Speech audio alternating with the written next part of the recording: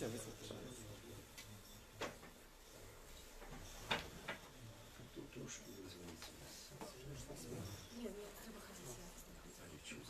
так.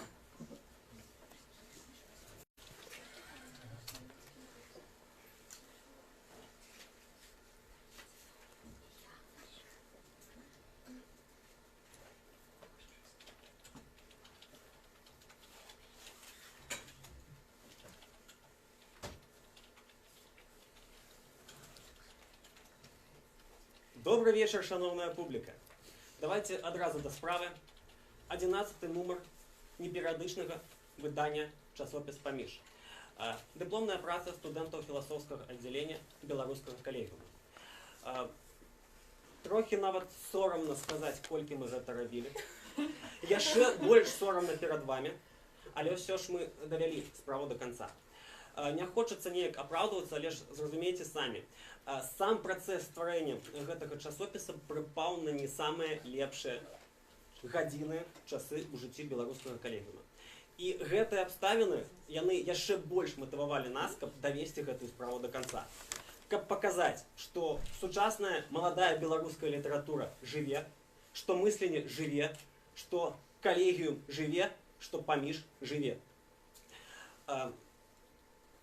Самы драматычны момант, гэта калі мы яшчэ ў 2017 годзе показалі наш макет спадару Валентину, і ён сказаў штосьці прыкладна наступнае: ваш вельмі прыгожы часопіс, але грошай у нас няма. Але мы не здаліся. Лайфхак для першакурснікаў і ўсіх тых, хто будзе брацца за падобную справу. Самая надзейная крыніца фінансавання ўсіх культурніцкіх ініцыятыў – гэта ўласныя кішэні. Ну і кішэні нашых аўтараў. Шановная публіка, гэты часопіс створаны намі для нас, а таксама для ўсіх, хто цікавіцца сучаснай беларускай літаратурай і мысленнем. Спадарства, мы гэта зрабілі. Дзякуй. Так, калі ласка, наступны слайд. Давайте трохи прадставім нашу рэдакцыйную раду. Галоўны рэдактар Антон Борисенко. Наталья Бенкевич. Павел Дорохин. Марина Иллюстратова. Евген Черко. Корректорка Олеся Виноварова. И куратор проекта Валентин Васильевич Акудович.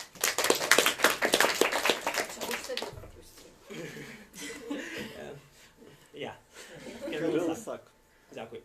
Але відавочна, што самае галоўнае у любым падобным выданні гэта у першую чаргу аўтары. Бо без аўтараў, без іх тэкстаў няма часопіса. Давайте трохи звернем на іх увагу. Міхал Барановскі, паэт, эсеіст, музыка, друкаваўся ў часопісе «Дзеяслоў», заснавальнік гурту «Нельга забыць». Дякую, наступны. Он там начальником стал у музея Богдановича. Як это называется посада? Ірина Зорка, паэтка, эсеістка, публіцыстка, удзельніца шматлікіх літаратурных конкурсаў і падзей, друкавалася ў часопісе «Верасень».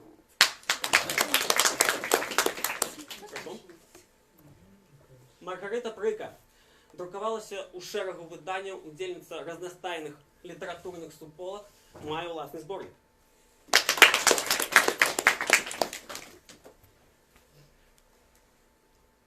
Ганна Комар, паэтка, перакладчыца, вандроўніца, валантэрка, фіналістка і пераможца конкурсу «Дэбют» імя Максима Богдановича, мае двухмоўны зборнік, выдадзены зусім нядаўна. Дякую. Беларуская, ангельская? Ангельская, беларуская. Далі. Больше моя слабая. Сергей Шаматульский, прозаик, друкаваўся ў часопісах «Маладосць», «Макулатура», аўтар кнігі «Проза Ані». А дальше, как было показать? Вот что это. Яшчэ ўсё будзе. Далі. Антось Уласенко, прозаик, эсеіст, перакладчык, друкаваўся ў шэрагу выданняў, удзельнічаў і перамагаў разнастайных літаратурных конкурсах. Зараз навучаецца ў школе маладога пісьменніка.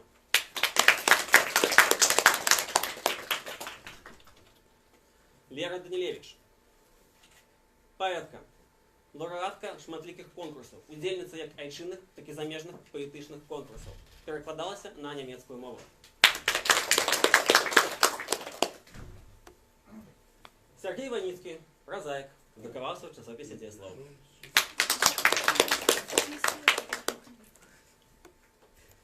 Дар'я Трайдер, поэтка, прозаик, переможця міжнародного конкурсу «Перший цвет», зараз навучається у школі молодого письменника. Скончила школу молодого письменника.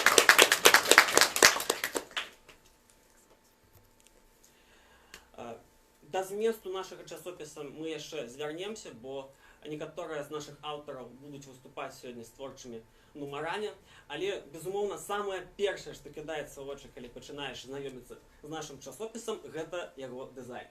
Звярніце, калі ласка, увагу на вокладку. Смела, дзёрзка, іранічна, але з тонкім мастацкім густам. Цалкам заслуга, што тычыцца дызайну, афармлення, вёрсткі, шрыфтоў, нейкіх дызайнерскіх рашэнняў, яна належыць сябру нашай рэдакцыйнай рады, чалавека, якога вы ўсе ведаеце, любіце, які ўжо паспеў зрабіць сябе імя ў галіне беларускага дызайна. Гэта Павел Дарохін. Шановнае гаспадарства, паэт, прозаік, эсеіст, музыка, даследчык, выкладчык, дизайнер, мастак Павел Дорохин. Калі ласка. Так.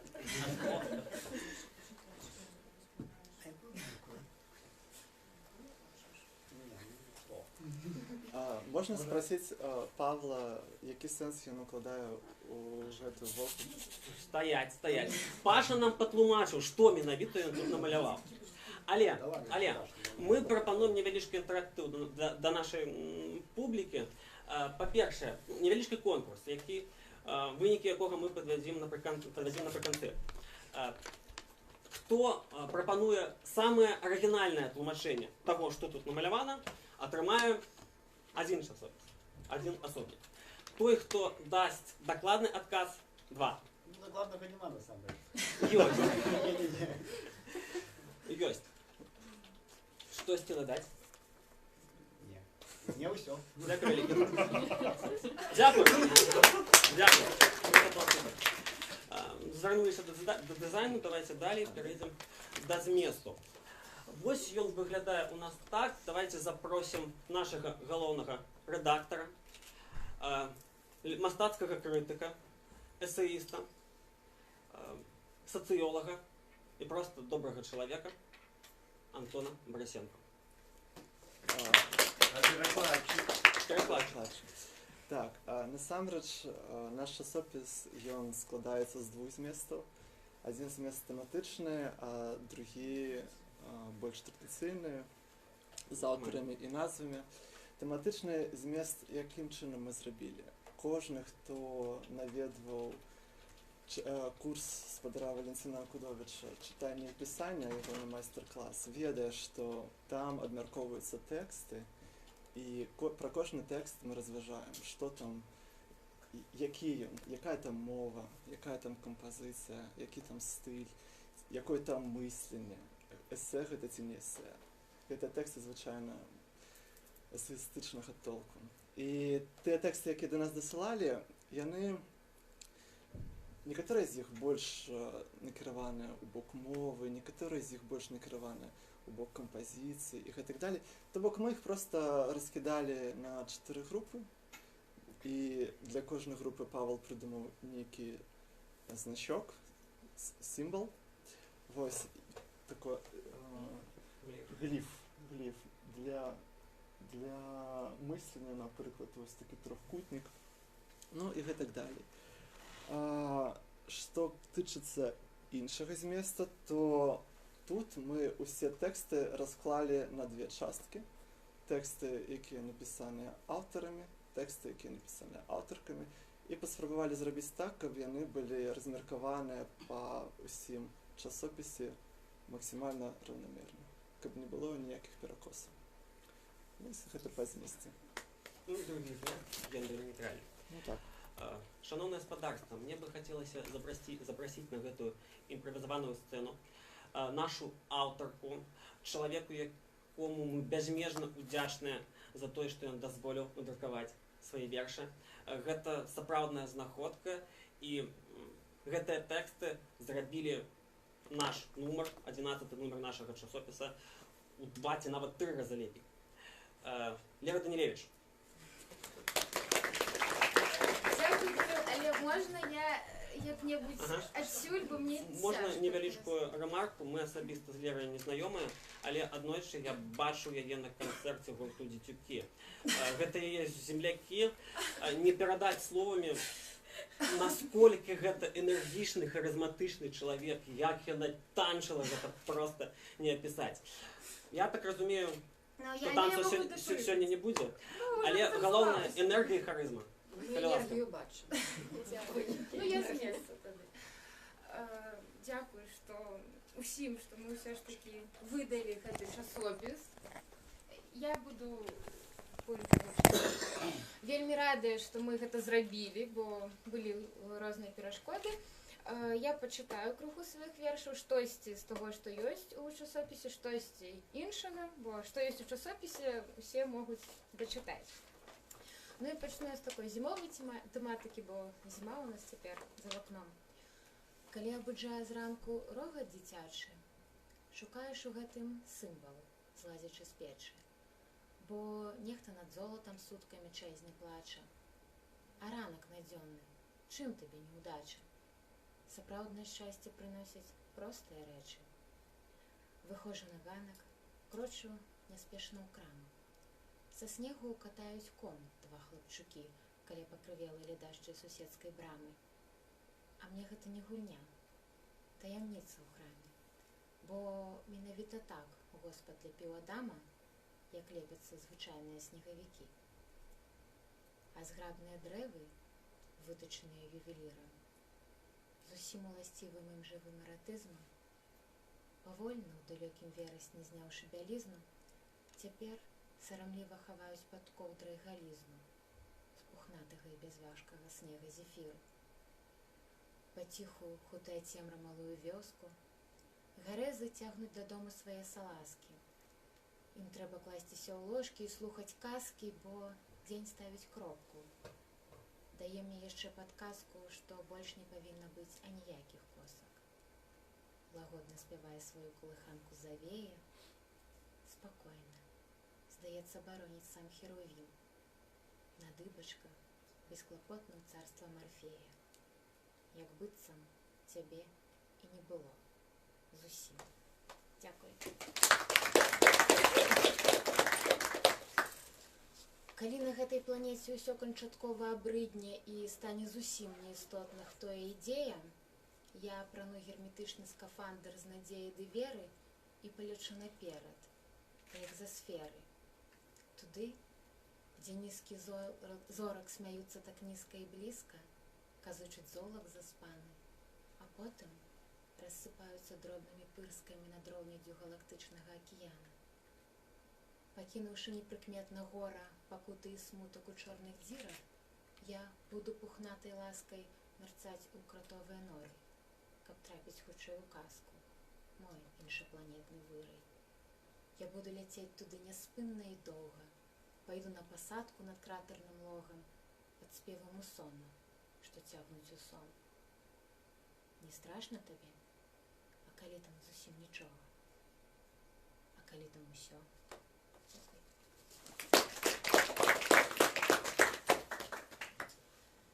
Гэты горад даўно перастаў быць калыскай маці.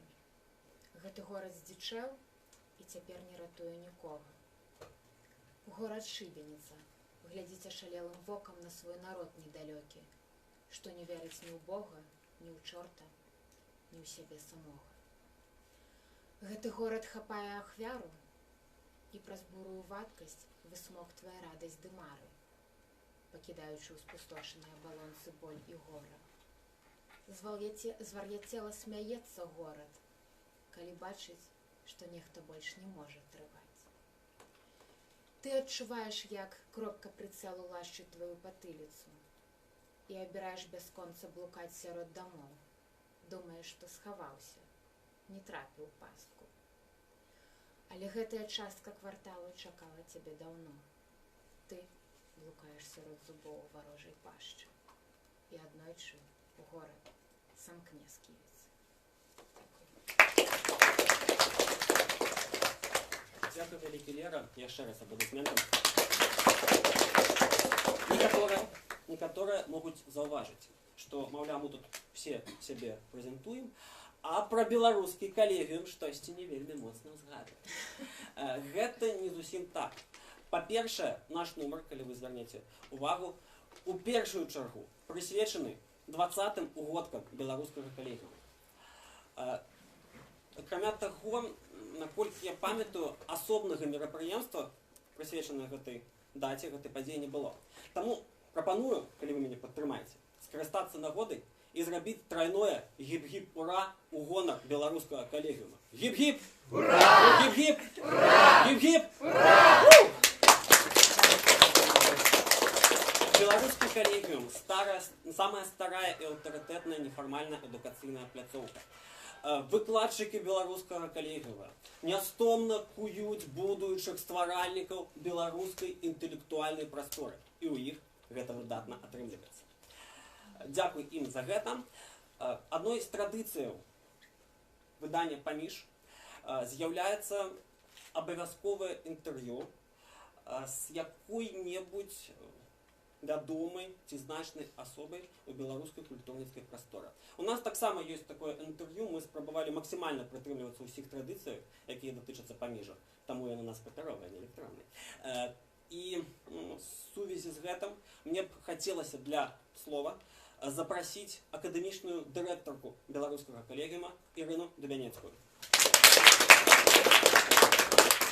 Дякую. А куди мені написати? Це туди, до всіх. Ой, сидите. Ні. Так, нормально? А ну, вітаю усіх, я рада всіх бачити. Мікрофон, коли потрібно. Понятно. Мені перша розвага, безумовно, лінгвістична. От на тим, що відбувається. От это, там і написав, Кирило сказав, каже, поетка, прозаїк. Думаю, коли поетка, то ти прозаїка. А коли прозаїк, то ти поет. От щось треба додумувати з білоруськими фемінітивами. Бо я не віддав, коли братися уживати, так уживати, коли не уживати, от директорка там, так, от так само так проблеми. Проблеми завсёды маємо з фемінітивами. Зато не маємо проблемів з тим, що білоруський колегіум наробив. Я би сказала, що вот это 20 годов, уже 20 годов перекручили, але ми, так як ми не відсвяткували офіційно, то ми по-ранішому кажемо 20 годов. 20 годов, для чого білоруський колегіум есть, вот это ось сённяшняя наша супольнасць, гэта 10 ось і ёсць для чого есть беларускі калегіум. Бо адна з самых галоўных ідэяў і мрояў калегіума такая вось, яна адна, але падвойная. Гэта працаваць на тое, каб у краіне віравала і нараджалася і станавілася новае маладое мысленне, маладая творчасць, якая будзе потым гэтую краіну фармаваць і мяняць так, як ёй самой гэта будзе хацецца, але так як калегіум у гэтым ёй дапаможа, она гэта будзе рабіць кампетэнтна, якасна, кваліфікавана і так, каб было ўсім на радасць і на збудаванне і на карысць. І другая частка гэтай же самай адзінай мроі гэта тое, каб просто стварыць пляцоўку, стварыць магчымасць для людзей, якія здольныя, якія могуць і хочуць і павінны штосьці рабіць разам. Паперазнаёміцца, быць разам, стварыць умовы для фармавання некай сапраўды нейкіх новых супольнасцяў. І вот тое, што цяпер, што гэты часопчык «Паміж», які мы столькі чакаем, паказаў, вот гэта дзесьці вот оно і адбылося. І адбылося вельмі класна. Вот я гляжу, як просто вот, не толькі ганарыцеся тым, што атрымалася, што вельмі добра, але вы ганарыцеся адно адным. Вы ганарыцеся тым, што вы гэта зрабілі разам, і вы ганарыцеся тым, вот, як кожны з вас, які ён класны. І вот тое, што вы змаглі пабачыць, які кожны з вас класны, і што з гэтым, вот уже далей ідзе тое, што я хачу, каб было далей, каб бачыш, як з гэтым класным можна далей штосьці рабіць, а не просто вот как это не разовая акция. Вот, это будет просто супер. Я не была на початку стварэння беларускага калегіума, я была за мяжой. Правда, так сачыла за тым, што адбываецца, але калі я пачала выкладаць у беларускім калегіуме па вяртанні, то дзесьці вось, глядзела, хто там выкладае,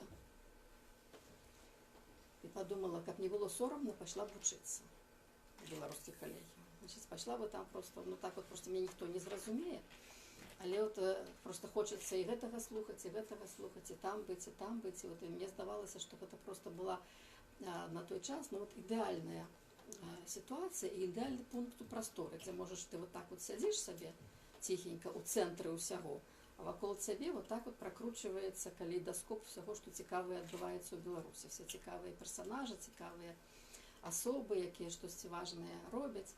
А ты толькі сядзіш і можаш просто назіраць, а можаш глядзець, куды табе вбудавацца ў гэтай прасторы. І вот гэта вбудоўванне ў прастору, мне здаецца, якраз і адбылося. І гэта мы, перш за ўсё, чым калегіум апраўдвае сваё існаванне весь гэты час, это тым, што сапраўды выходзяць людзі з калегіума, якія застаюцца ў беларускай культурнай прасторы, застаюцца бачнымі і на гэту прастору вельмі моцна ўплываюць. Вот. І гэта тое, што зрабілі вы, тое, што зрабілі апошнія паміжаўцы, гэта па сутнасці тая самая рэч. І мне здаецца, што гэты паміж, чаму мне ён самы дарагі, таму што ён, відаць, адзін, з якім я мела больш шчыльнае дачыненне, але вот сапраўды гэта некае такое натхненне, якое можа спарадзіць наступнае яшчэ большае натхненне. І такая вось гэта некая супольная творчасць, якая можа спарадзіць яшчэ большую творчасць. Мне здаецца, што ён не проста сам па сабе прадукт, вынік некай цудоўнай працы, але што ён яшчэ можа быць некім триггерам чагосьці далейшага, можа даць там штосьці далей, ён можа сапраўды яшчэ некую сваю ролю адыграць, якую мы пакуль што не ведаем, пра якую толькі можам сабе ўяўляць. Вось. І больш я пра беларускі калегіум гаварыць нічога не буду. Мне, конечно, было абсалютна поўнае захапленне, як мы рабілі гэта інтэрв'ю. Мне тых інтэрв'ю бывае па многу, сур'ёзна ў 4 прыйшлі, і ўжо на все 4 часткі свету мяне раскрыжавалі. Вось, і я, конечно, сапраўды, што ўжо все, што хацела казаць, сказала, все, што не хацела казаць, все равно сказала. Вот, і мы удзячная таму, што так атрымалася, я вельмі рада, што ёсць, і буду яшчэ больш удзячная, калі мне гэты часопчык дадуць. Я принес. Дзякуй. А яшчэ, можа, выйграю.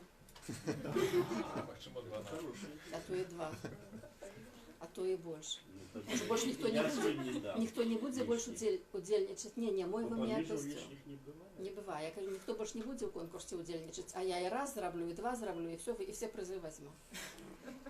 Ось. Ну што, поспехаў. Дякую вялікі. Шановная публіка, з інтерв'ю з Іриною Дубянецькай ви можете познайомитися у 11 номері часопису «Паміж». Больш за тое, трэба выказаць асабістую удзячнасць спадарыні Ірыне за тое, што дзякуючы ёй гэты часопіс навогул з'явіўся на гэты свет. Бо яна нам параіла чалавека, які змог надрукаваць нам часопіс каляровымі разваротамі не за 2000 рублёў. Я бы гэта так назваў. Все атрымалася у тым ліку дзякуючы вам. Я вас спадзівала яго рабіць на самом пачатку. І вы, гаспадар Валентин, і калегіум, і мы адзін аднаго таксама да гэтага падштурхнулі. Шановнае гаспадарства, з творчым вітаннем для вас выступае паэтка Ірына Зорка. одна з перших читачоў і галоўных крытыкаў нашай працы. Калі ласка, Ірина. А можна я так сама отсюда? Добре. Нет, куда Ирина, будете приложить? Можно я не хочу? Класна фраза треба. Ну, я хотела сказать, что как-то тутульно просто. Такое отчувание, ось тут елочка стоїть, і зима, і все. І хочеться сказати дякую, що ми усі тут разом знаходимося з вами. І насамрэч я не поетка. І зрозуміла, як це, коли пішла в белорусский колегіум. Це жарт такий. Можна потримати? Кожны раз, калі збіраю ракушкі на берагах Грэцыі ці Харватыі, ностальгую. Дзяцінства праплываю кінастужкай, я малая, шукаю камяні ў кар'еры, іх рассякаю. Маю выгляд зухаваты, як пашанцуе. Шматкі аеру, якія маці рве на свята, мне пахнуць морам. Блакіт дрывятаў гіпнатызуе сваім прасторам, а паляшуцкае балота было і будзе морам Герадота. Нават пасля меліярацыі. Самыя гожыя дрэва намалёваныя акіянам, што квітнеюць на захадзе сонца. Хвалі шэпчуць ім услед з падманам. Ведайце, ваш від бясконцы, увабнуць вы ярчэйшыя за рыбаў, і на зайздрасць русалчаным дзецям, якіх цягнуць рыбакі ў донцы, вы агорнуты людской пяшчотай. Дрэвы жаляцца ў потай. Маці прырода жартуе хіба? Хутка прыбой. Ён змые луску і смецце. Ну і апошні. Голуб на фрэсках, як сімвал міру, ніяк не вяжецца з голубамі ля сметніцы. Апошняе жывіцца недаедкамі сыру. Першы зусім іншы. Сягае даху свету паміра, бо мае мэту. І мне хочацца сказаць, дзякую яшчэ раз усім за тое, што вы маеце мэту, за тое, што вы такія мэтанакіраваныя. Усё. Дякую, шановне господарство. Зараз так само для выступу хотелось бы запросить человека, чьим текстом открывается наш часопис. Мы вельмі удзячны за гэта, бо калегу почытаць, азнаёміцца з ім, болей за тое перамог у конкурсе. Так? Гэты тэкст, то можна адразу зразумець, што ўзровень там далёка не студэнцкі. І нам вельмі прыемна, што тэкст гэтага чалавека таксама ёсць у нашым выданні. Міхал Барановскі.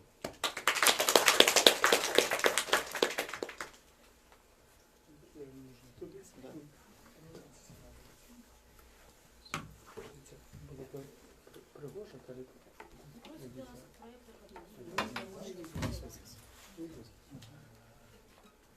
Я сьогодні як балалайший був, не як есеїст. Але, напевно, пісні і вірші будуть такі серйозні, але ніякий анекдотець я розповіду.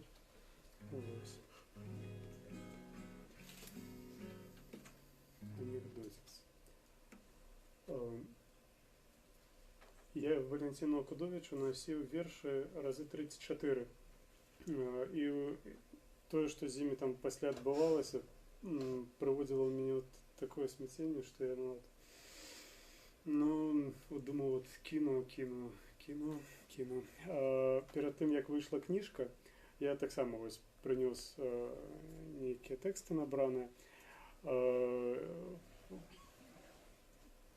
Господар Валентин поглядів, так само зробив познаки, потім мені так коментуючи, каже: ось, Михал, ти до мене ось ходиш, уже, здається, 7 років. Ну, за 7 років можна було б і навчитися.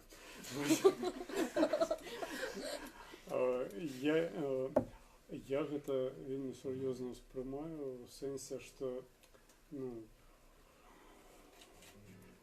стараюсь вчитися далі.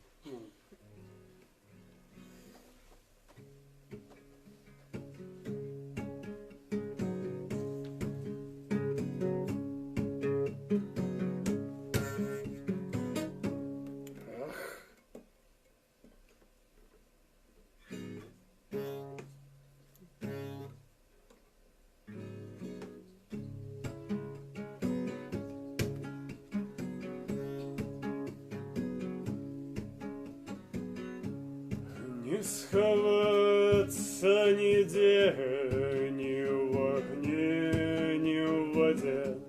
Что не вздох, что не крок, скрыжование дорог. В черных руган лететь понад белой землей. В небе солнце взышло под егоным крылом. И я иду по межи, я иду по ножи, як колись до того тыя, что не дошли. Черный руган летит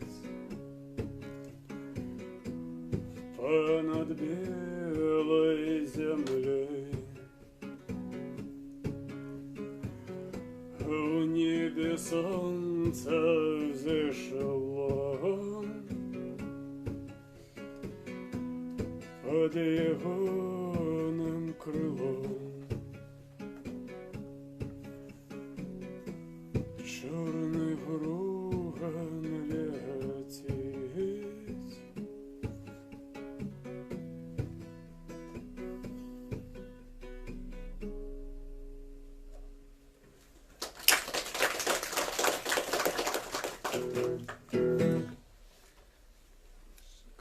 Тревоги.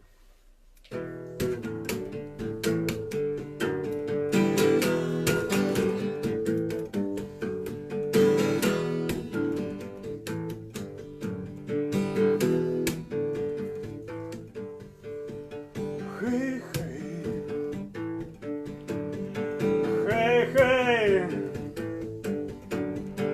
погляди, як прожинається звір. Хей-хей, хей-хей. Кем мы были, кем стали теперь? Кем мы были, кем стали теперь?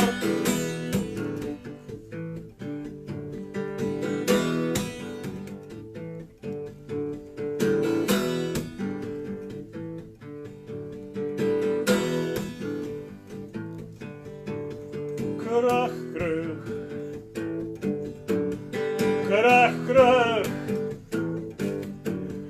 ржавые даю все знутри. Крах-крах, крах-крах, под пекельным солнцем душа горит, под пекельным солнцем душа горит.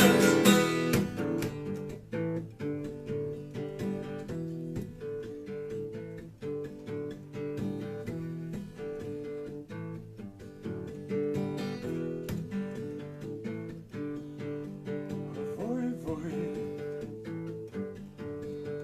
вой-вой, страшно заставаться самим собой.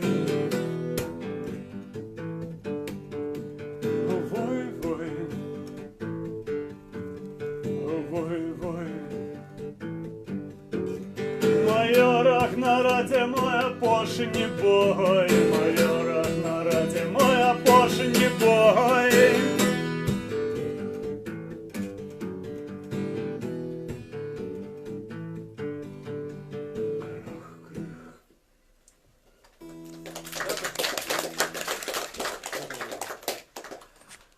Шановне господарство, з урочистої промови, з нагоди презентації 11-го номера часопису «Каміш» запрошується публіцист, філософ, культуролог, чоловік, промови якого ми так довго і з радістю чекали. Хросний батько білоруського постмодернізму, хросний батько нашого номеру, Господар Валентин. Валентин Петрович!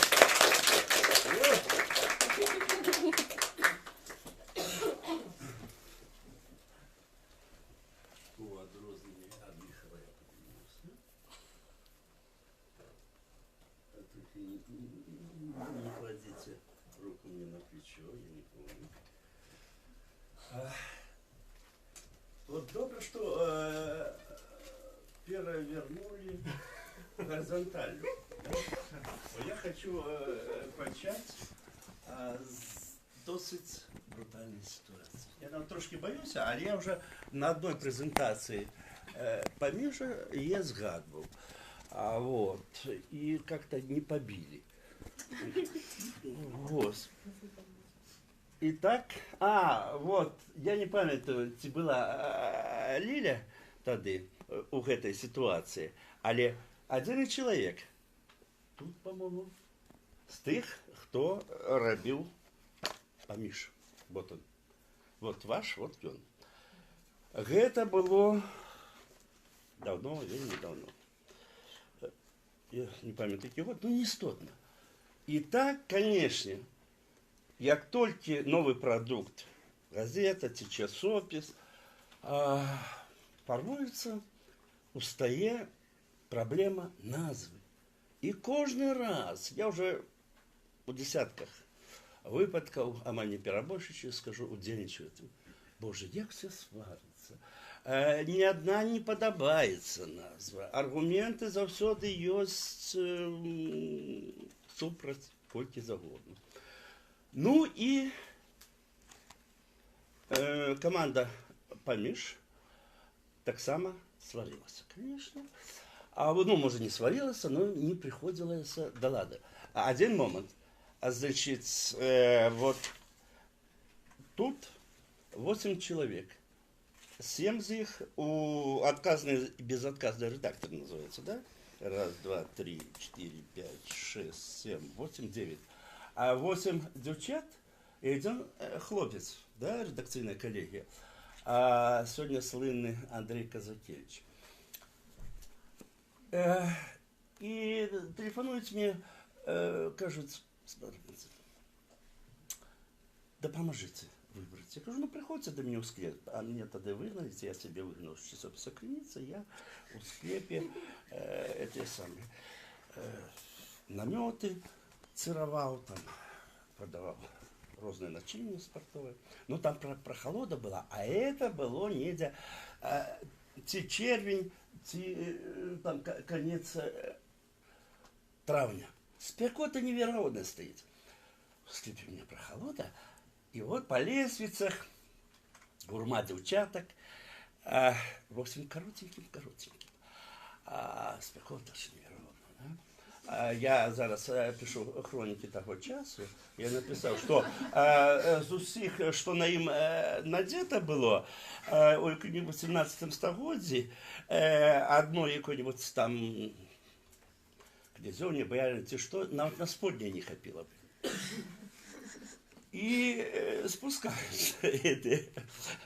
Вот. Ну, а я еще живым. И кажется, Памиш, гляжу на все это. Кажу, так деликатно. Все ведаешь, что я совершенно деликатно. Кажу, девчонки, а что хлопцы подумают? И они меня так сдивленно поглядели. Кажу, хай себе что хочет думать, ну. Додатковая реклама. І рагочеться. Мені стало соромно. Ну, раз реклама додаткова, і смішно все це.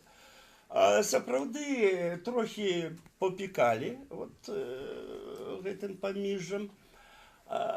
Вось. Але потом дожди пошли, похолодало, и все забылись на брутальную аспект этой. А назва так и застался паміж. И с годами никто уже ничего в голове не має. Ну, лето вельми свекотне. І так, перший номер був. Знаєте, я от зараз, ну, от рихтуючи знову свої у мемуарі, хроніки беларускага інтэлектуала, я перачытаў его. Я застаўся ў захапленні. Больш за тое. Мне зрабілася сумна. Разумееце, той час быў, это час ломкі усіх імперій, і Савецкага Саюза, і гэтак далей. Тэктанічныя разломы. І яны дазвалялі, яны нішчылі ўсё былое і дазвалялі, вот, ні на кого не азіраючыся, всю сваю сутву напомніць выказваць. А у додаток еще интеллектуальное письма у нас практически не было. Да? И чему с сумом? Потому что зараз его мора шмат. Да? Вот. Но сучасные философы, интеллектуалы, розница какая, они умеют уже писать. Але их уже никуда не нести. Яны до светлофора подыходят, да, в своем письме и чекают, покуль загорится зеленое светло. Загорелось, ну, перешли и далее пошли, да? Никуда не ломится.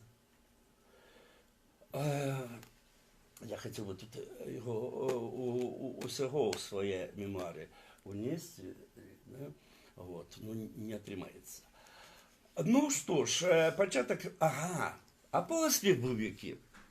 Слухайте, перший часопис створили, белорусский, это самое, створили девчаты.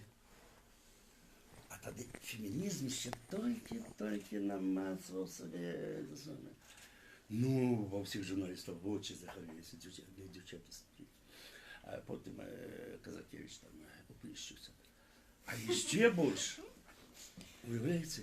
Девчаты створили, не просто часопис створили, девчаты створили философский часопис. У Беларуси ніколи ще своей философии и не было, ну, сучасной. Ну, популярными стали, даже ой, на жаль, я так люблю, это первый номер. Пробачте, не меньше за опошнее, да? Скажем, то говорил бы и говорил бы. Потім мы почали не регулярно выдавать, але вот 11, то есть за 20 год мы выдали 11 номеров, то есть прикладно на 2 годы один номер. Больш за тое, лічылася ўжо, калі сістэматызавалася, што гэта як бы калектыўны дыплом. Вот. Нумары былі самыя розныя, лепшыя, горшыя, аўтары таксама ну, розна таленавітыя, скажем, розна цікавыя, ўсё астатняе гэта натуральна, таму што бралася з тых, хто зараз вучыцца там на аддзяленні філасофіі і літаратуры, ці на год раней, на год пазней. Але заўсёды гэта быў цуд, заўсёды гэта было ну просто класна. Я рэч не ў тым, трохі лепшы, трошки горшы, трошки менш удалы, трошки больш удалы. Таму што у гэтым акце не індывідуальная творчасць, яна таксама выяўлялася, ну заважна, што колькі з тых, хто друкаваўся у паміжах упершыню, цяпер уже вядомыя літаратары, ці давно уже вядомыя. Але вельмі істотна было вот эта коллективная праца, это стварэнне супольнасці, стварэнне цэласнасці, чего няма, калі ты аддаеш у той же дзеяслоў, ага, сюда, ці штосьці яшчэ. Таму яшчэ толькі дадам, што ведаеце, упершыню часопіс сапраўды ад, ну, акрамя маёй рэдагавання там тэкстаў, першы яшчэ без часопіса, усё зразумелі сами. Сами собрали тексты, сами там чисто отредагавали, склали номер и так далее. И что уже зусім першыню, это першыню было и раней, яны сами знайшлі матэрыяльныя ресурсы. Нам вельмі сорамна, але з гэтым мы вас значна больш любім і вашу справу. Дзякуй вам. Давайте я у своей команде Дякую велике, спадар Валентин. Дякую вам за то, что нам допомагали, нас натхняли, нас мотивовали. И самое главное, нас трывали. Але, тым не менш, кому б нам сапраўды хацелася даць знагароду за трывушыць, калі б такая існавала, гэта чалавек, паэтка, які, напэўна, больш за ўсіх чакаў наш часопіс, які самы першы, адзін з самых першых даслаў свае тэксты яшчэ у далёкім 2014 годзе, які заўсёды пільна сачыў за нашай працай, які сапраўды чакаў гэтае выданне і, напэўна, магчымасць пабачыць свае тэксты ў гэтым выданні у нашым часопісе. Для паэтычнага выступу запрашаецца Дар'я Трэден. О, я вось так было цікаво, Не ў представлены. 19 годзе. А, Слухайце. Памогуць штосьці кіраваць. Не, гэта сапраўды вельмі даўно было. Так. Ну, можа быць. Хочу адразу сказаць, што я не толькі паэтка, я пішу прозы нашмат больш, чым вершаў, але вершы ўсё роўна нараджаюцца, таму гэта, верагодна, таксама пэўная ідэнтычнасць, але я пакуль не зразумела да канца, як гэта асэнсоўваць. Вось, але сёння так, я сапраўды прачытаю 3 вершы. Уральская.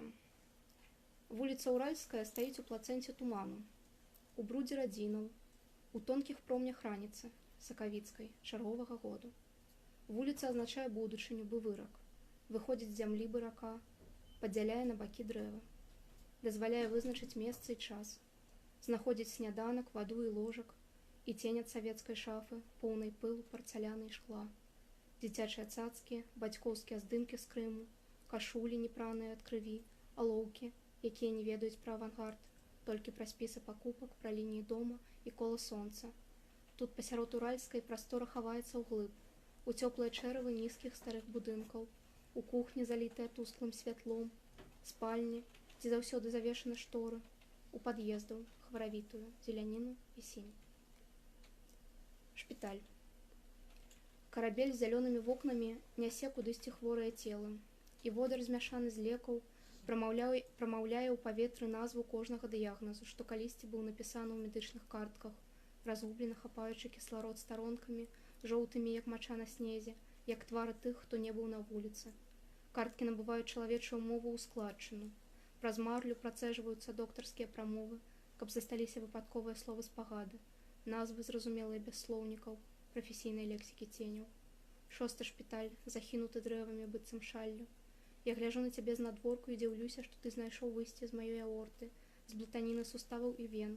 6 шпіталь, ты паўстаў з праклёнаў маіх і каханняў. Ты зроблены са святла, што мае зялёны колер акіянскай вады. Пад шатамі таполяў ёсць сцежкі да тваіх вокнаў. Там нельга дачакацца ніводнай усмешкі. Там нельга ўбачыць, як лампа здаецца цемры, каб нехта мог адпачыць. Лісце шпітальных дрэваў з шалам кладзецца пад калёса аўтобусаў, каб атрымаць на імгненне голас, прашамацець сваю кволасць усім хворым, усім мёртвым, усім прывідам, усім, хто перакрывае горла нябёсам, усім, хто засланяе далягляд і перашкаджае траве расці. Дякую. Дякую, вялікі Дар'я. Як азначыў сам спадар Валентин, напэўна, наш нумар магчымы. Гэта все ж таки самы прыгожы нумар, які атрымаўся сярод усіх мінулых часопісаў. І не апошняя заслуга у гэтым належыць нашаму сябру нашай рэдакцыйнай рады, аўтару фотаздымкаў, якія вы можете пабачыць на старонках нашага часопіса. Мне бы хацелася запрасіць яго для размовы. Гэта празаік, фотамастак, дызайнер, IT-спецыяліст Яўген Чарко. Яўген, я ў цябе запыталася напярэдадні, ці мог бы ты распавесці пра які-небудзь з гэтых фотаздымкаў, магчыма, нейкую цікавую гісторыю. Ты сказаў не. Таму я пытаюся ў цябе зараз, І гэта не пастанова, бо мы насамрэч ніколі не пыталіся ў Євгена, а менавіта пра тое, чаму ты здымаеш на пленку. Ну, Стужку, прабачце. Ну, адказ просты, насамрэч. Працэс больш павольны, мне падаецца, больш асэнсаваны, ну, і менавіта для мяне больш сакральны. Але гэта можа быць усё такое напускное, насамрэч не мае, ну, сур'ёзна розніцы паміж тым, на што ты здымаеш. Напэўна, ўсё ж такі больш важна, як ты гэта робіш, і навошта гэта табе трэба. Папярэдні здымак гэта мужчынская прыбіральня, і гэта попельніца, зробленая з керамічнага гаршка для кветак, вось, на мою працу. Ну і мне падабаецца гэты кадр. Я не ведаю, што яшчэ дадаць да гэтага. Мне падаецца, добра пасуе да Бухоўскага. Сапраўды, мы вельмі доўга падбіралі, якія ставіць фотаздымкі, але абіраць было з чаго. І гэта самае галоўнае. Дзякуй табе, Євген, за гэта. Ну, рыфмуецца супер. Ну, як асабіста па мне. З астатнімі фотаздымкамі вы можете азнаёміцца у 11 номеру часопіса «Паміж». І яшчэ, акрамя гэтай працы, ты таксама быў паўнавартасным сябрам нашай рэдакцыйнай рады. Так. Я хочу сказаць адразу, што за весь гэты час не ўсё было так проста. Нават бывалі вельмі крытычныя моманты, нават прызнаюся, што аднойчы у нас там дзесьці здарыўся узброены канфлікт у кафе «Утопія» на Леніна. Вось, там на нас крычала вельмі моцная адміністрацыя, і, ну, рэшце-рэшт гэта кафе зачынілася. Не ведаю дакладна чаму, але факт быў. Карацей, сумесная праца насамі ж не такая лёгкая, як можа падасца на першы погляд, нават калі мы робім агульную справу, якая вельмі нас натхняе і матывавуе. Ты атрымаў гэты досвед. Так? Не ўсё было так проста, яшчэ раз паўтаруся. Ну, як ты можаш ацэніць свой удзел у гэтым праекце? Ну, ці зрабіў ты нейкія для сябе высновы, і ці можаш ты штосьці параіць, да прыкладу, першаму курсу, які, магчыма, таксама зробіць свой часопіс? Ну, напэўна, галоўнае, што я вынес з гэтага, што сяброўскія адносіны і працоўныя адносіны — гэта розныя рэчы, якія не абавязкова неяк перакрыжоўваюцца. Супер, калі атрымліваецца сябраваць і працаваць разам, але гэтыя рэчы могуць не перасякацца, не абавязкова сябраваць, калі вам трэба нешта рабіць. Ну і там з адваротнага боку галоўнае вызначыць мэты для сябе, што ты хочаш зрабіць нейкі прадукт і застацца сябрамі. Таму мэт жыццё. Ну, спадзяюся, у нас атрымалася і тое, і другое. Вынік ёсць, мы сябры, мы разам. Мы прэзентуем наш часопіс. Дзякуй. Дзякуй вялікі, Євген. У нас ужо гучалі вершы, у нас гучала музыка. Напэўна, надышоў час для прозы. Для гэтага мне бы хацелася запрасіць таксама сябра нашай рэдакцыйнай рады Наталку Бенкевіч.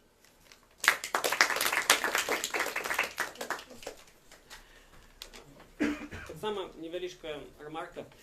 Я вельмі люблю Наталку. Гэта такая мілая істота. Так. І, ведаеце, я ніякім выпадку не хочу прыніжаць яе працу, бо насамрэч яна расшыфравала ўсё інтэрв'ю са спадарняй Ірынай. Амаль што, так? Так. Але так атрымалася, што яна удзельнічала толькі ў першым паседжанні нашай рэдакцыйнай рады, а ва ўсе астатнія часы яна пісала ў чацік, вось, матывавала нас, натхняла. Малайцы, хлопцы, вас все атрымліваецца, добры клас. Классная верстка, Паша, супер, так далей, трымай. Ну, прабачце, я там не Дзюкуйкавіча, таму не магу прыехаць да вас на паседжанне. Вось, але я веру, у вас на все атрымаецца. Наперад.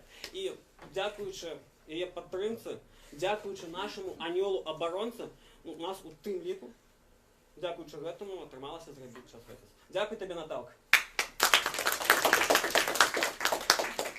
Дякую, Кирилл. Насамрэч, я думала, что буду тут плакать, потому что я свою роль у часопісе, я не ведаю, навошта мяне записали в редакцыйную калегію. Мне настолькі сорамна, что я не змагла паўдзельнічаць у стварэнні часопіса, наколькі магла б. Ну, просто не буду тут падрабязнасцяў казаць. Быў цяжкі перыяд у жыцці, таму толькі першая і цяпер я на прэзентацыі. Але гэтыя людзі, я іх яшчэ раз назову: Кірыл Лысак, наш староста, Марына Елістратова, Павел Дорохін, Яўген Чырко і Антон Барысенко. Гэта група, з якой я вучылася, гэта людзі, з якімі я вучылася ў калегіуме. І вось такі зараз перыяд у жыцці, калі пераасэнсоўваеш за 28 гадоў ўсё жыццё і думаеш, колькі ты ў жыцці гаварыў сам пра сябе, колькі ты хацеў сябе і піярыць, і пісаць у кантакціку, вот я такі маладзец, тут вершы друкую, прозу пішу. Но апошнія часы я настолькі глыбока разумею, што людзі, которые са мной на працягу жыцця тут у Мінску і далей мяне суправаджаюць па жыцці, гэта людзі, которым я ганаруся просто глыбока, і дзякую вам усім, што вы зрабілі гэты часопіс. А цяпер я пачытаю кавалак не таго апавядання, который надрукаваны, а кавалак апавядання, які мне зараз блізкі, тому што я пераехала з Мінска ў родны горад Ваўкавыск. І вось людзі мае родныя, якія мяне выхоўвалі і так далей. Бабуля, дзядуля і яшчэ одна бабуля. Так. До 7 раніцы дзеду на работу былі гатовыя скваркі, а мне на сняданак зацірка з ягадамі. Удзень павінна прыйсці іншая бабуля, дзедава сястра, маміна хросная баба Даша. А як мы гулялі з бабай Дашай? Адна з гульняў называлася Мікітаўна. Прыкладна так. Мікітаўна, а як твой? Ой, Сямёнаўна, не пытайся, ізноў п'е, адказвае баба Даша. О, ты паглядзі, не дасі рады ўгледзець за гэтымі мужикамі, як за дзецьмі малымі. Што ж робіцца такое, Мікітаўна? Такія дыялогі адбываліся ў ваннай, дзе на этажэрцы размяшчаліся мае пасудкі. Дзе Лена? Пытаецца мама. З бабай Дашай у Мікітаўну гуляюць, тлумачыць баба Іна. Маці стукаецца ў дзверы, смяецца, абдымае бабу Дашу. Леанідаўна, то заходзьце, у нас сёння дранікі, паказваю я на мокрую туалетную паперу на пластыкавай талерцы. Леанідаўна адмаўляецца.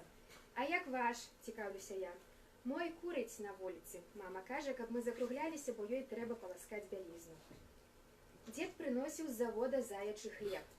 Я верыла, што па дарозе з работы Леанід Яфімавіч сустракаўся з шэрым трусікам, які асабіста толькі для мяне перадаваў найсмачнейшы хлеб з тлустымі скваркамі.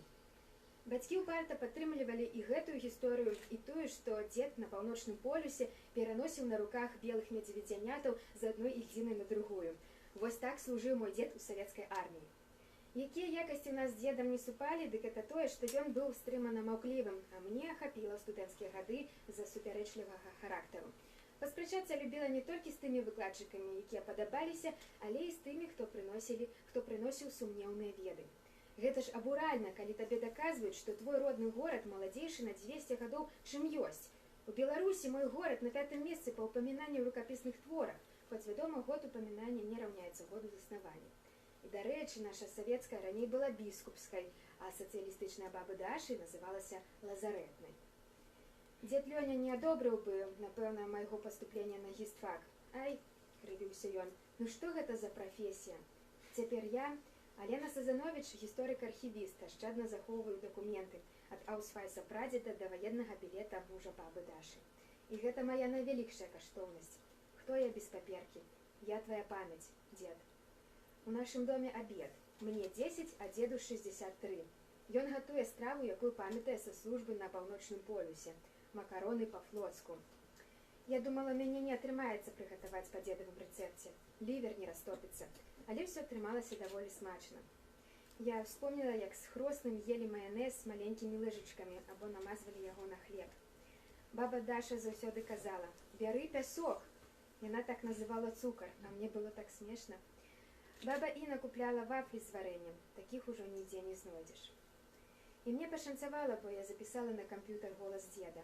Ён пераказвае свае любімыя рэкламы па ролях, успамінае гісторыю пра тое, як маю маці укралі цыганы. Насамрэч, яна ўпала з ложка ў кошык з бялізнай. Прыгадвае, як уключыў мне радыёпрыёмнік, складзены ім з 3 старых. Кажа, што яго пахаваюць пад бярозкай. Дзед, ты памрэш ніколі. Кажы яшчэ, расказвай. Ты бачыў белых мядзведзяў? Ой, бачыў, я іх на руках трымаў, як цябе насіў. Смеецца дзед Лёня. І адразу робіцца сур'ёзным. Вы шуміце, надо мною бярозы. Калышыце, люляйце свой напеў векавы. На могілках як мінімум 5 бяроз. Дарога, гасцінец сапраўды стары. Далей, ужо ў горадзе, ён пераўтвараецца ў колішнюю біскупскую вуліцу. Дзякуй. Яшчэ раз дзякуй маім сябрам, якія стварылі гэты часопіс. Дзякуй табе. Шановне спадарства, яшчэ адно творчае вітанне. Не проста ад нашага сябра, ад нашага сапраўднага соратніка і аднадумцы. Гэта Маргарыта Прыкар. Перша хочу сказаць вялікі дзякую ўсім, хто дачыніўся да стварэння зборніка, бо мы чакалі яго так доўга, што за гэты час усё памянялася ў нас. Мы паспелі з нашым курсам з'ездзіць на навучальную праграму ў Паздаме і вельмі натхніла гэта ўсё. Ну, вось трошкі адзін вершык будзе на гэту тэму. Вечар у Паздаме. Салёны вечар, ані ветру, ані гуку. Паздаму цёпла ад нашых крокаў. Мы ідзем па лесвіцы, потым па бруку. Тут месца размовам лікёру і хоку. Святкуе разам наша камуна. Агмень палае языкам ліпкім. Ліжа нашыя твары, падмігвае лунам. Тут момант праўды, няма памылкі. Можа, мы не будзем пунктуальныя і сістэматычныя, бо ў Брандербурзе здаецца лёгка і літаральна. Часам адрозненне ў тых, хто судзіць. Нічога не пройдзе бясследна. Кожны парк, кожны сквот робіць нас еднымі. А можа, мы сапраўды народ? Так, і 3 караценькія вершыкі. Калі рэжысёр прымае ўдзел у здымках, блытаюцца ногі, твары, экстэр'ер. Цягне паліць на аўтобусных прыпынках, а твою музу цягне закінуць за каўнер. Назіраць так зручна, калі фіолетава, што змяняецца сцэнар і мрэ актор. Без розніцы пачнеш ты слухаць Летава, ці раздзяўбеш гітару ў доме нор. Халаднавата бывае пасля здымак, нават калі ты прымаў удзел. Вось мяжа, вось вада, вось водапададзел. Нават калі ты проста глядзеў, ты ўжо ў кантэксце, дзесьці. Адзін вершык такі трошкі, як анекдот. Ён называецца «Рогі і ногі». Бывае, зрастаюць прыгожыя рогі не толькі ў аленяў і горных казлоў, а часам вядуць каляіны аблогі направа-налева з цьмяных часоў. Калі ты заўважыў, што меней стаў важыць і дыхаць цяжэй, і баліць галава, зірні ў люстэрка, мо там эстэтычна дварогі растуць, як на сцежцы трава. Тады не сумуй, бо прыродзе аленя пасуе карона з рагоў па крысе. Такі ж грацыёзны і гэткі ж сурленны, і ногі бягуць і бягуць па расе. Так, і... Апошні вершык такі трошкі сур'ёзны.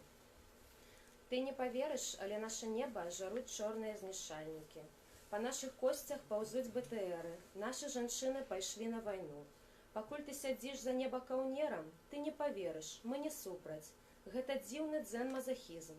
Мы чакаем, нарэшце адпусціць галоўнага наркадылера, Бога. Дзякуй. Не ведаю, як у астатніх сябраў нашай рады, але ж пра рогі і ногі, напэўна, гэта мой любімы верш. Маргарыты, вось мы так сядзелі, чыталі, вось, ну гэта мастацкі ўзровень, все, бярем. Итак, для слова удячнасці, прамовы запрашаецца яшчэ адзін сябар рэдакцыйнай рады Марына Ілюстратова.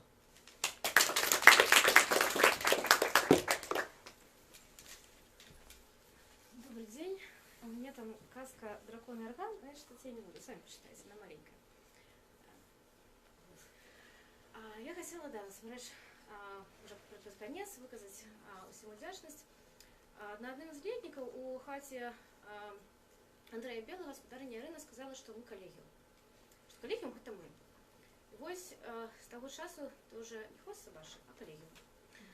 І гэта насамрэч для мяне, напэўна, за гэтыя гады, колькі я вучылася і колькі мы рабілі часопіс, Вось гэтая думка, што можна яе такім чынам выказана і такім чынам тады растлумачана, што калегіум гэта мы, напэўна, не ставіла пад сумнеў увогуле, што трэба рабіць, што не трэба, як рабіць, чаму і навошта. Гэта все было абсолютно відавочна, зразумела, абсолютно вось адным выказваннем, што калегіум гэта мы. І я што адкрываюся. Я вельмі рада, што калегіум даў такую магчымасць і такім чынам выбудавана, такім чынам існуе, што можна за 2 гады сустрэць людзей, аб'яднацца ў пэўную супольнасць і зрабіць часопіс, застацца сябрамі. Я вельмі ўдзячная усім тым, з кім мы працавалі, з кім мы пазнаёміліся. Натуральна, беларускаму калегіуму, Валентину Кудовішу і Ірині Дубінецкай, і всім, хто нас вучыў, потым ужо Ігору Бабкову і Максиму Жбанкову, які таксама нас там падтроліў, мол, типа, ваш друкавання, Вось, натуральна, кнігарня Уніскладова, якая прытуліла нас, Сергею Шаматульскому, які тыдзень цярпеў мае паведамленні в ФБ. Сергей, зацярпіласць, затрываласць. Усім тым, хто сёння прыйшоў, нашым аўтарам, з якімі мы камунікавалі, усім тым, хто вырашыў сённяшні пятнічны вечар правесці тут, разам з намі. Спадару Мікалаю з друкарні Каперфілд, які хаваецца там вельмі далёка, які надрукаваў наш часопіс, таксама вельмі мужны чалавек, дзякуючы якому ўвогуле тут нічога не было. Напэўна, ўсё. Дзякуй вялікі. До вас выступала спецыялістка па знешніх сувязях нашай рэдакцыйнай рады Марына Елістратова. Вось, чые кволыя плечы столькі вытрымалі, асабліва калі вось все мы гэтае лайдачылі. Там Марына працавала, і яна зрабіла вельмі істотны унёсак у агульную справу. Дзякуй табе. Шановне гаспадарства, на рынку літаратурных выданняў у нашай краіне існуе шмат цікавых прапаноў. Але сваё асаблівае месца займае часопіс беларускага калегіума, аддзялення філасофія і літаратура «Паміж». Наш нумар 11, гэта апошні нумар за апошнія 6 гадоў. 200 сторонок адборнай маладой беларускай літаратуры. Проза, паэзія, эсеістыка, пераклады, інтэрв'ю. Шыкоўнае густоўнае афармленне, каляровыя развароты. Шыкоўныя аўтары, удзельнікі і пераможцы шматлікіх конкурсаў, якія маюць шмат публікацыяў і ўжо паспелі зрабіць сабе істотнае імя на ніве беларускай літаратуры. Магчыма, гэта не вельмі карэктна казаць, таму што мы не ведаем, што будзе далей навогул з «Паміж», з калегіумам, з філасофіяй літаратуры, навогул з сусветам. Але магчыма, але толькі магчыма, нам вельмі гэтага не хочацца, гэта апошні друкаваны «Паміж». Таму сёння у вас ёсць унікальная магчымасць набыць унікальнае выданне «Паміж» нумар 11. Вы запытайцеся ў мяне, Кірыл, маўляў, навошта нам друкаваны нумар, калі урэшце рэшт хутка ці, магчыма, не вельмі хутка з'явіцца электронная версія. Шановнае гаспадарства, всяго толькі 100 асобнікаў. 100 асобнікаў. 100 асобнікаў нашага нумара, таму трэба спяшацца, каб у вас захавалася вось гэта памяць, гэта унікальнае выданне. Шановнае гаспадарства, толькі сёння і толькі зараз свой асобнік часопіса «Паміж» нумар 11 вы можаце набыць усяго за 9 беларускіх рублёў. Звяртаю увагу, што адно слова для вас. На касе сёння працуе самый харызматычны, самый кампетэнтны, самый прыгожы, самый працаздольны гандляр беларускай літаратуры, напэўна, у маштабах усёй рэспублікі, Сергей Шаматульскі. Сергей, табе слова.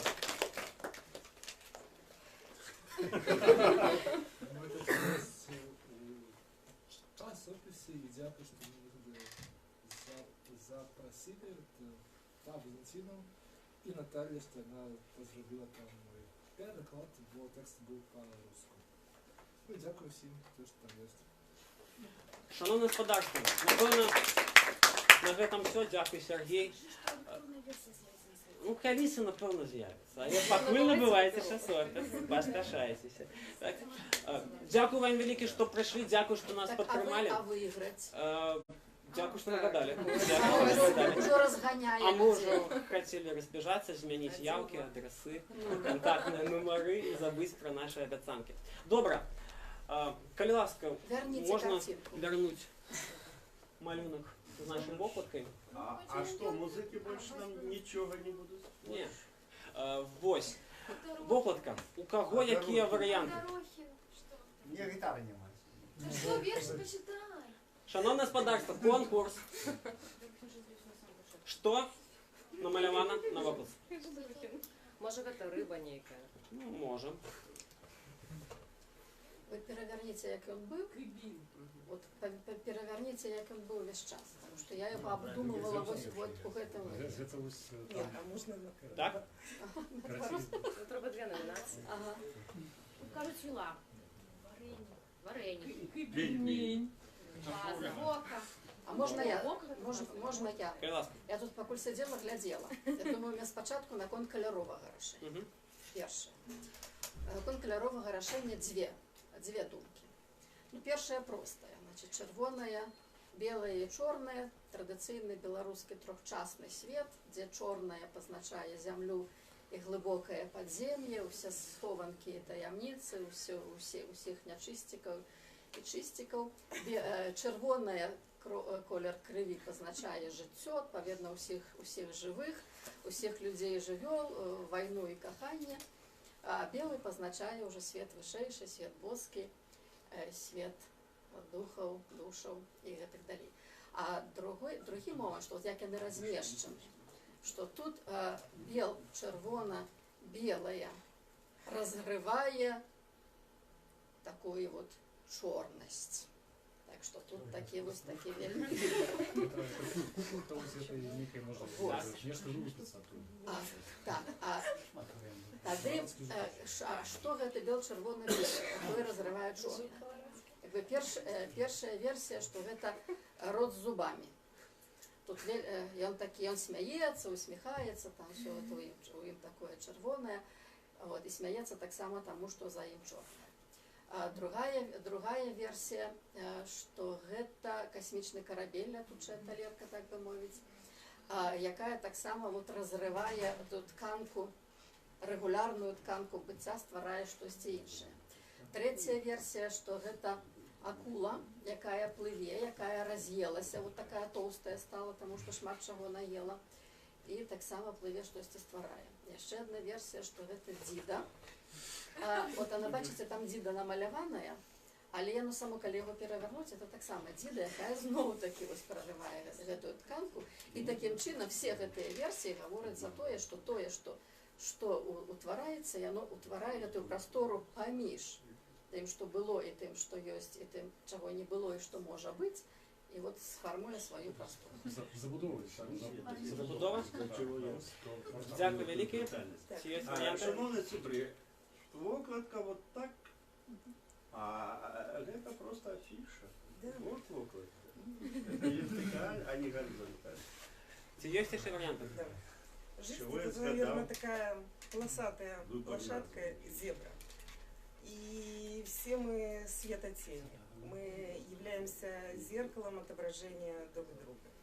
И в жизни есть все, и мы находимся где-то между. Если брать световое решение, это солнце, ему вот как раз и тени. Если красная кровь — это цвет крови, цвет творчества, потому что мы сюда пришли творить. Это цвет дракона, кона, творчество, да, понятно. И в центре стоит, если так перевернуть, это око. И направление здесь стрелочкой показано вертикально. Это обозначает звук сердца, творчество. С центра это мысли, люди от людей, от истоков, от Вселенского потока, это жизнь, покой, отдых. Дякую велике. Подарки есть еще варианты? А меня когда-то можно такое лирическое отступление. Я никогда не рисовала и ничего не делала. Ну и как-то сейчас вот Заветная птица, спасибо вам большое за эту встречу. Но меня 2 года назад сравнили с Павлом Дорожкиным. Я его ВКонтакте, потому что я все время хожу с карандашиком и стала рисовать. Уже за 50 лет, но я все время рисую, зарисовываю мысли, чувства, и я просто сутками не выпускаю карандаш. И здесь такая встреча, ну, какая-то очень интересная. Вызначальная. Уголовно не кранайтесь один одного, бо вы можете огеленеваться. Я просто у меня какой-то друг Павла говорит, ты мне очень его напоминаешь. Я говорю, да? Ну, я говорю, да, я даже не знаю, кто такой Павел, и вообще его в глаза не видела. Його і зараз хтось не вельми бачить. Який гонор, Паша? Так, як би викрутитися з цієї ситуації? Колькі треба часописів дати сподарні Ірині? 1, 2, 3, 4, 5. Можна всіх. Значить, що треба означити? Того варіанту, який пропонував Паша, не прогучало. Я сам не Тому, Марина, чи можемо ми дати 3 часописи? Можем. Давайте так. 1 часопис з подарня, другий часопис з подарня Ірині, і 1 часопис, ну, особисто від мене, пожадання, коли мене потримають, тому, хто пропонував вареник. Хай буде так. Паша. Не, ну есть 2 версии. Так. Есть такая рабочая, не такое. Валентина Кудович, дальше больше близкие. Да. Ну, просто не давали таке слово, понял, не прийшли. Ось, і тому глядіць треба менавіта так, як ён глядзеў, да. А я ёсць, я потым падумаў, ўсё ж такі, што для мяне гэта было, ну, то бок, ну, зразумела, гэта не архаічны трэд, это ўсё гэта зразумела. Чорнае-белае. Так, і що такое? Вось гэта самы аб'ект, для мяне гэта вось той чаўнок, які ходзіць паміж асновай. Вось, і гэта чырвоны стул, не той, штось там утвараецца. Як бы нічым. Вось так. Вось, утварае тканіну з нічога. Гэта прыстойная версія, не прыстойная. А не прыстойна няма. А вы што падумали? Я, в принципе, выказал господа Валентин. Ах вы. Так. Я ще раз дякую за те, що прийшли, дякую, що нас підтримали, що поудзельничали. Я ще раз, ми це зробили, дякуючи вам. Часопис «Паміж» номер 11 нарешті побачив світ. Ну і це добре. Дякую.